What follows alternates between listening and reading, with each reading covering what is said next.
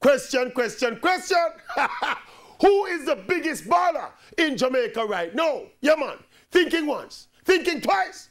We're in the middle of the Red Stripe Premier League semi-finals. The top 4 teams with most of the top local players are on show.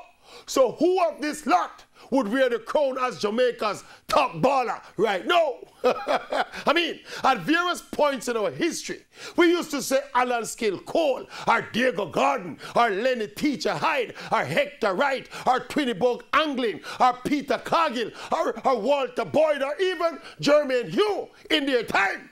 But right now, who is Jamaica's best baller? You see how hard it is to come up with an obvious name?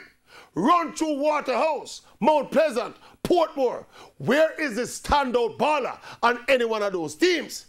The football public likes Cavalier because the players collectively are exciting young prospects.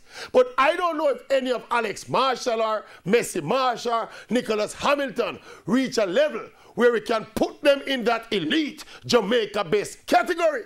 So the question remains, who is Jamaica's best baller? And that is the problem with the marketing of local football and of local players. Anyway, the Maverick come up with a short list. Yes. So me I go Ricardo Morris from Portmore.